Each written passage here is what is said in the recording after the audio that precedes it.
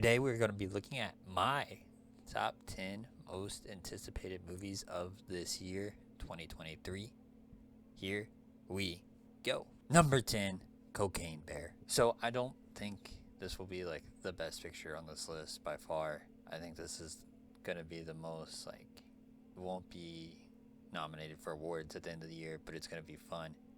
It's going to be scary, and it's kind of based off a real story. If you haven't seen the trailer is great. But this movie should be a good time in the theaters and something that you're going to want to make your way out to. Not an artsy film, but a good, dumb, fun movie that's going to be kind of scary. Number 9, Spider-Man Into the Spiderverse. So I very much enjoyed this first movie. I really enjoyed the art style. I enjoy them actually doing a Miles Morales story, which I appreciate that character more than most alternative versions of superheroes. Him and Peter Parker both have their own personalities, and they kind of portray the different stories, and they're not just a race swap. Animated film, which I always enjoy, and like I said, the art style is great. I've been avoiding all the trailers, so I don't know much about this, about what it's about, but I'm very hopeful, and the first one gives me a lot of hope. Number 8, Guardians of the Galaxy 3. So this is James Gunn's last go at a Marvel movie, at least, and it's this cast last time doing this role, at least the way rumors have it, where the next Guardians of the Galaxy movie will not have these specific characters, which is kind of sad. I remember when the first one came out, having no idea, being at Disney World, I forget which park I was at, watching a preview to this. So, to see how big it got is incredible. The last couple of Marvel movies have not been good, so hopefully this gets them back on track. If they don't hit with this one and another one on my list that's right after this, I don't see a way back for Marvel, or they're going to have to work really hard to get me back, because their TV shows and movies have missed for a little bit. But I have hope in James Gunn, and I have hope for this cast, and they have not messed one of these movies up so far. So, I'm hopeful. Number 7, AntMan and the Wasp: Quantumania. Like I said, in general, I'm pretty down on Marvel, but I'm excited about this movie. Like I said, I've enjoyed all the other two versions of this movie. The first AntMan and the AntMan and the Wasp is a sequel to that. But I love me a good Paul Rudd movie. Jonathan Majors was really good in Loki, which was one of the few TV shows that I actually did enjoy. His performances was fantastic in that, so I'm interested to see which version of King we have in this movie. I'm presuming it's a different one from the one we saw in Loki. And I also saw that Bill Murray's in this cast. There's a trailer out. I have not watched it. I generally try to avoid trailers if I know I'm going to go see a movie, and this is most definitely one of the movies that I'm going to see this year. So hopefully Disney gets back on track, but no matter what, it's always fun seeing Paul Rudd on screen, and Bill Murray apparently. Number 6, Last Train to New York.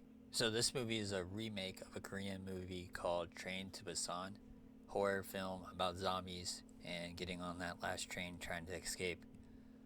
I always enjoy these movies. I don't know much about it, but I'm intrigued by it. The original version is beloved, so that's kind of what's got me intrigued into this. It's a genre that I enjoy, the zombie genre. People say it's very unique and different. So this is one that I'm kind of looking forward to. What makes me nervous is that it's been delayed. So that's why it's coming out this year, not last year. It was supposed to come out last year. So this April, hopefully, we'll get to see it. But it should be good. It's been the original version's beloved. So I guess they could mess it up, but hopefully not. Number 5, Dune Part 2. This one makes my list pretty easily. The first Dune was incredible. My only regret was not being able to afford to go see it on the big screen. I remember when I was in school, I was at university, I saw 5 or 6 kids walk around with the book right after this came out. Everyone just had to know what was going to happen next, and that included me. Although I didn't read it because I do not have time to read books in school. besides my textbooks, unfortunately. So, this cast was incredible. The whole world was amazing. It was beautiful. Um, it was also culturally relevant. So, everything about this was good. Even the parts that were kind of silly, kind of funny to meme.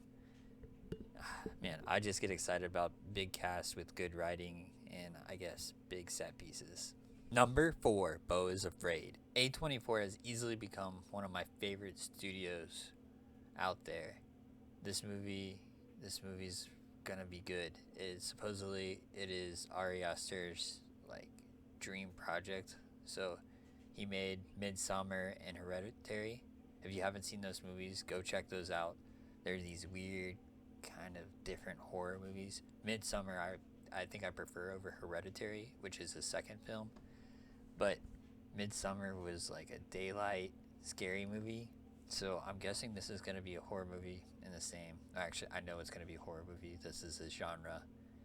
And he's one of these young and upcoming filmmakers that you could just feel that he's going to make something great. And the first two were just like little misses. Like they were close. They had really interesting ideas. They just needed something a little bit more, and you could see, in my opinion, him step up from Hereditary to Midsummer. And then the other thing is that this movie has Walking Phoenix, so you get a Walking Phoenix performance who is an odd guy. You can act a little strange and a little quirky, along with this brand new director and Ari, and you got me excited. A24 produces bomb ass movies anyway. So, number 3, Killers of the Flower Moon. This movie is probably the easiest sell you can have for me. Scorsese, De Niro, and Leo in a crime drama. What more do you want? That's right up my alley. Those are some of my favorite movies. He is probably one of my favorite directors. Killers of the Flower Moon is a highly rated book, so it's already beloved.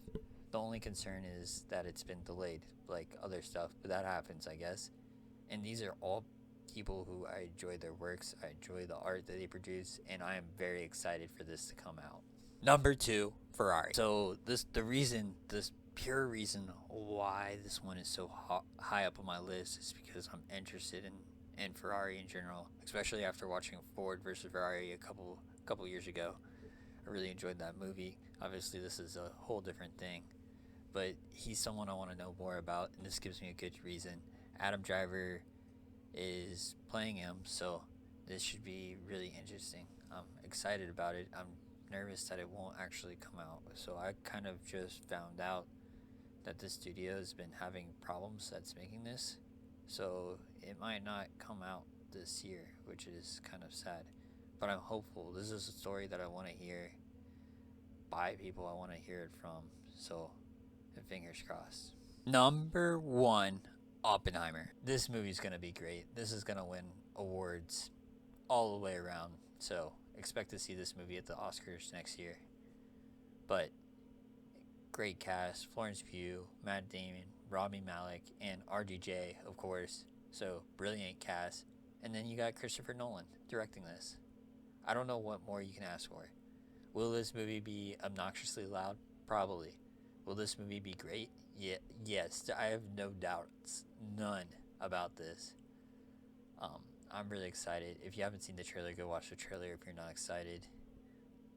I can't wait for this. I mean, a horror drama about probably one of the most important people to ever live. I mean, he changed the world forever. So I'm making a big piece about him too, and from reading about him a little bit throughout school, trying to find out who this guy was. He's got an interesting past and interesting character. He's not like a plain Jane boring physicist. He's got some demons in him, which I guess you would if you were one of the, I guess, killers. I mean, he doesn't blame himself, I guess, but yeah, he kind of helped kill a lot of people, for good or for bad. And he's changed how we view the world forever. So, I don't know, finding out more through this great cast and a great storyteller. I'm just happy that good movies come out near my birthday. So those are the 10 movies that I'm looking forward to this year. There will be obviously some surprises in there. I think all these will hit to some degree. Hopefully these are some of the better movies of this year. Tell me what you have on your list. What movies I missed, because I'm always looking for more stuff to watch, more good stuff to watch. Obviously I don't see everything. Hopefully all these movies come out. But if you have something else, please leave it in the comments. Please like and subscribe. Please share this. Help me grow this with all of y'all. And that's all I have for now. See y'all next time. Ciao.